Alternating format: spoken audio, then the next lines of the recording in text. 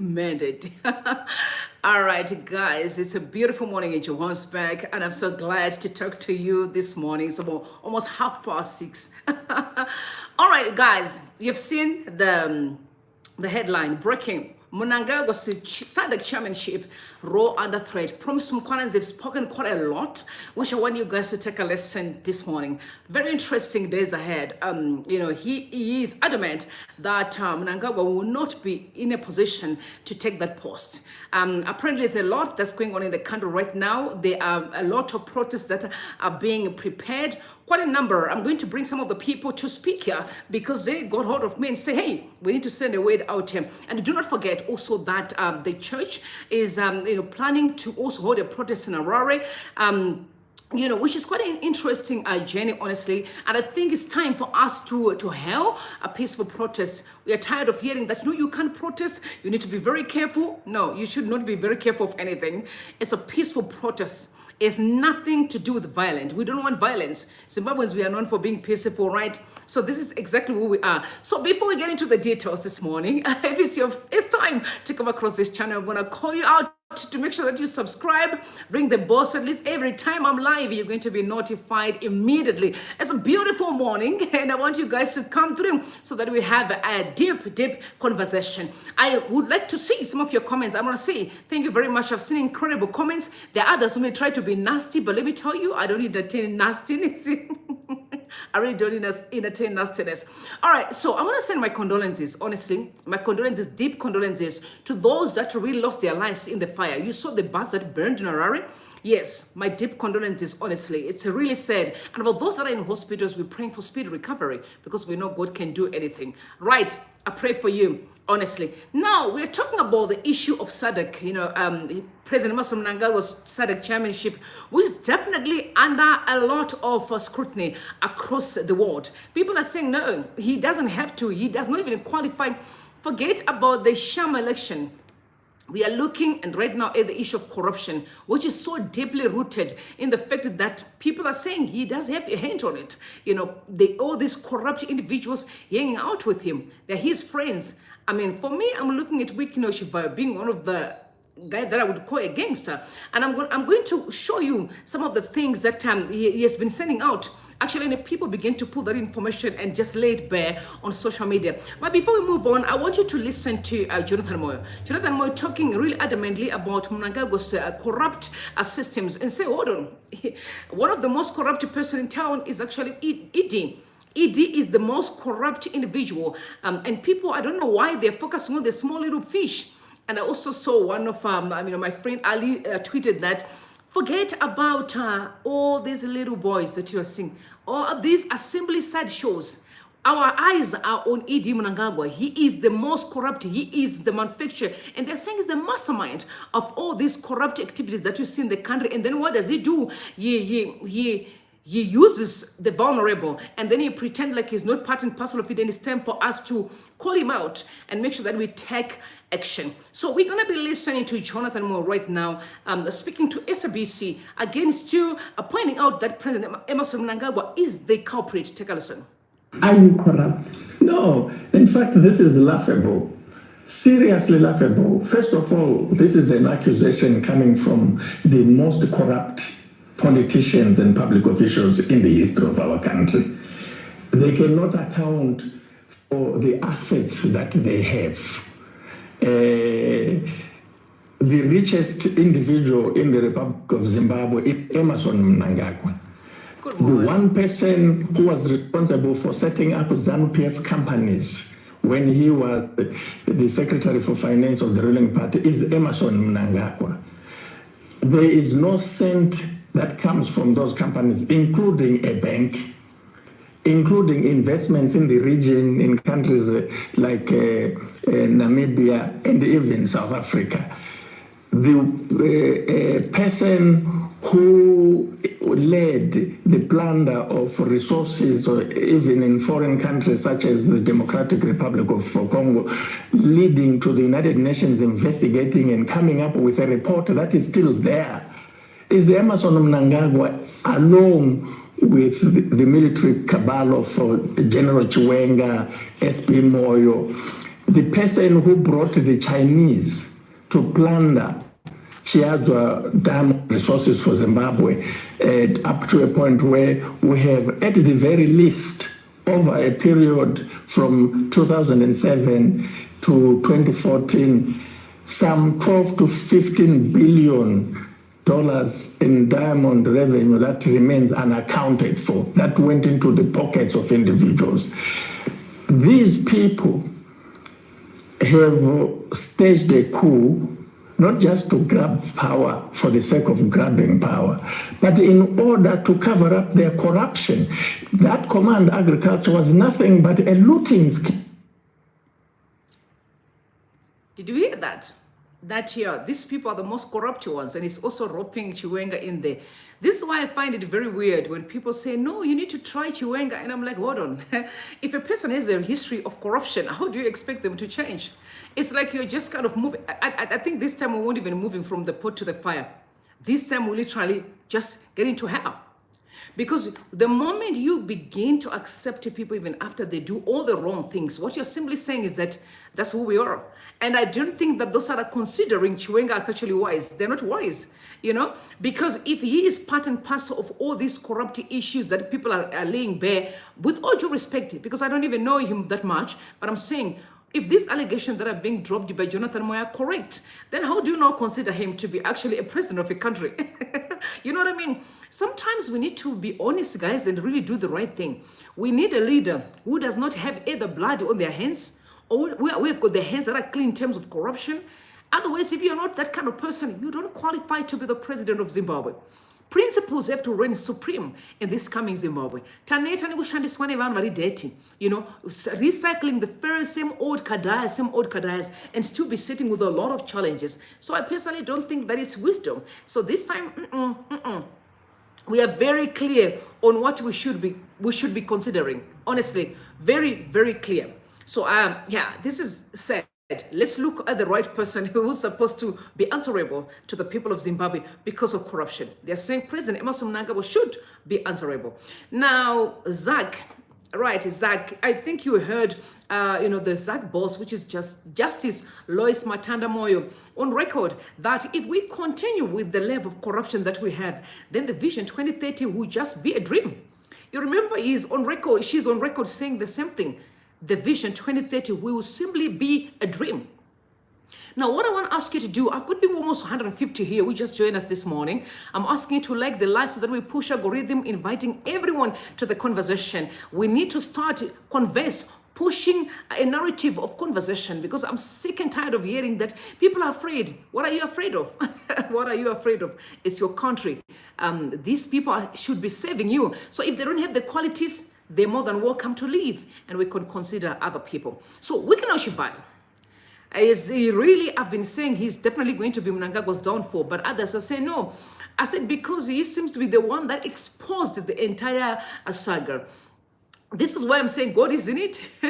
Respect for Chamisa. When he was talking, people don't realize the power of prayer. You know, I know in a Zimbabwean context, they say, no, we've been praying, but nothing happens. It's one thing to pray. It's another thing to pray intentionally. There's a difference. There are people who are just saying prayers. They don't have goals. They're just speaking, and there are people who pray with a goal. They need God to answer, facing a certain issue. There's a difference. Now, Wicknell Chivayo, out here, I saw a lot of messages that were being shared on X. People exposing him. This guy is a dangerous man. I don't know why we were hoodwinked. He's a dangerous man. He was not even supposed to qualify to even get the tender for Gwanda, which means the Zimbabwean corruption issue started a long time ago, but people ignored it. But now the truth is coming out. I'm going to read some of the tweets he was sending out. I'm saying him was sending out these tweets.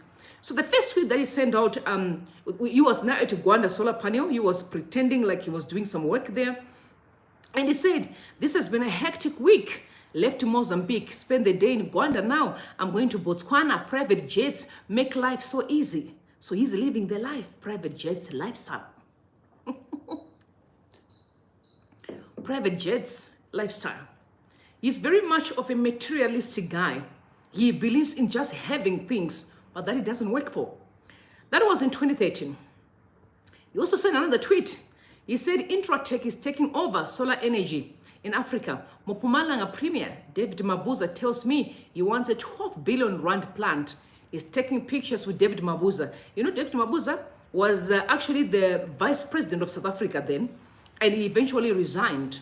So he's taking picture and some two white people. He's masquerading as this successful businessman. You know how most of these guys are, which includes fake prophets. They have a tendency of taking pictures with prominent individuals so they can use that to hoodwink people. So you think, oh, they are popular, oh, they are doing incredible things. You see their resume on social media, and you go, wow.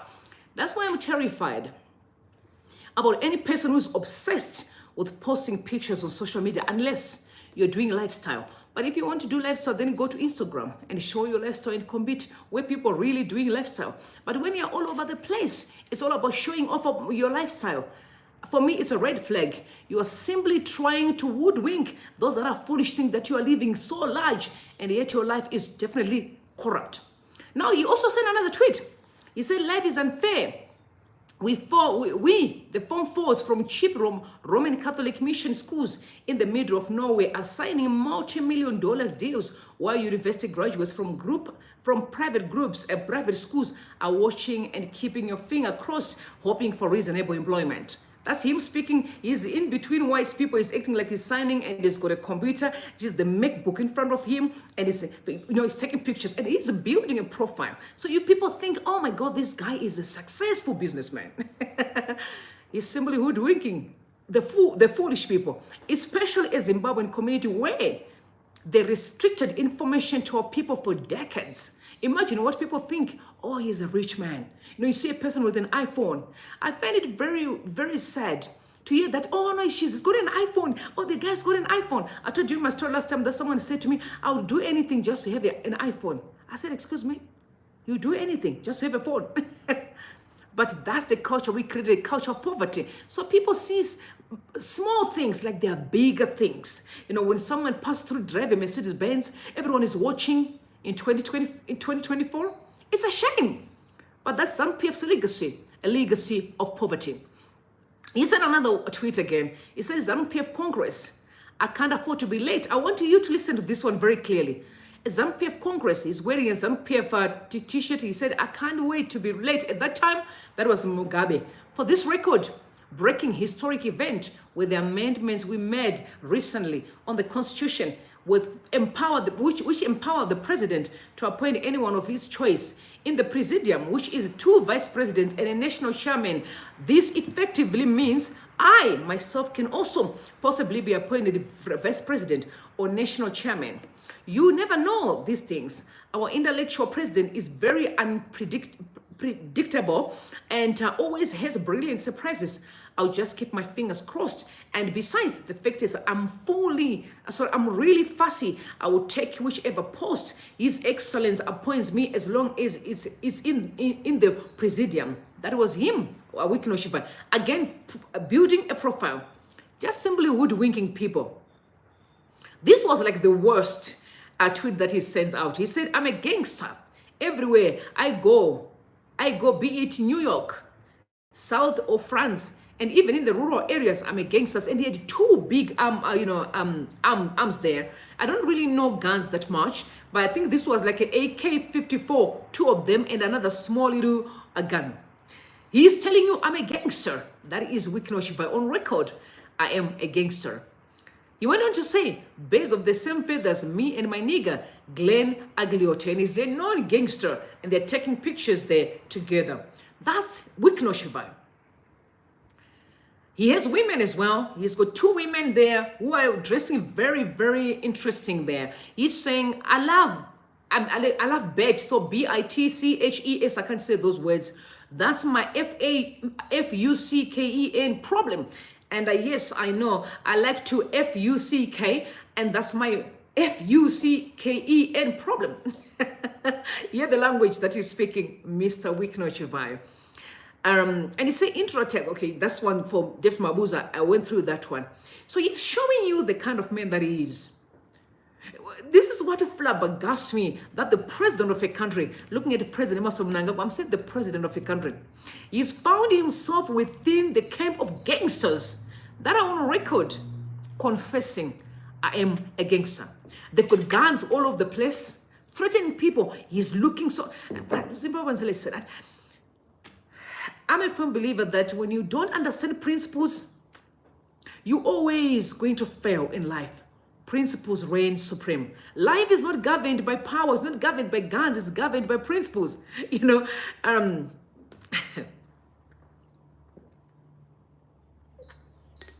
I don't know how did he get so close to President Mnangagwa when he's very clear and open about his own lifestyle online. He says, this is who I am. You're going to take it or leave it. But against you having access to the president. I find this very disappointing. Extremely disappointing. Not only finding himself to the president, he's also flying with the president. He's also going to meet presidents. Again, hoodwinking everyone. Now the question is, why would the president Mnangagwa trust a man with such a history? It says a lot about his personality too, right? Are we surprised of all the crimes that has been happening in the country? I think you heard 2 days ago when I was here, and we were, you know, Karina was mentioning most of the ills or wrongs that went or atrocities that were committed, and again it's still pointing out that President Mnangagwa is actually the one who was orchestrating them or masterminding them. And by the way, these are people who are simply dropping allegations. I've never been close to President Mnangagwa to confirm or deny. All I do is to look at what's going on in there and begin to have a conversation with every Zimbabwean. It is very important that we speak up and really discussing these issues. So at least the president knows, and the government of Zimbabwe, which is the ZANU-PF government, knows that we are very much aware of how they play their games. Now they have nowhere to hide. They have nowhere to hide. Right. Now, Zacc yesterday, the leader of Zacc, was on record yesterday saying that we are going to definitely going after these guys. We have the evidence. That's what he said. So people went on to say, if he managed to break this crime, then we're definitely going to shave our hair, which includes I'm going to cut my hair. I have very long hair, like almost like my weave. I'm going to cut that hair just to make sure that at least they've done the work for the first time. Because you can't tell me out of us losing almost, how much billions? We lost almost $15 billion Marange diamond, and they came out and say, we don't have evidence. We lost, how much money do we lose in the country? A lot of corruption happened. How many scandals? I can't even mention. We have a lady who was acquitted over the weekend. You know, allegations that she stole 90 million. She was acquitted. And you tell me that that's like serious. Am I the only one who thinks that when the time is right, those that are working for Zacc currently need to be arrested? I'm sorry, when the time is right, they need to be arrested. You cannot tell me that you are employed at that position, you don't even know how to crack these crimes when there's evidence across the board. Especially the one for Wicknell. Evidence is there in black and white. But we're going to take a listen to Zacc speaking. He said he will do everything in his power to make sure that he's held accountable. But anyway, we're going to give him the benefit of the doubt. Let's see what they're going to do. We are following Sir very, very closely. This time we are not playing. He has passed.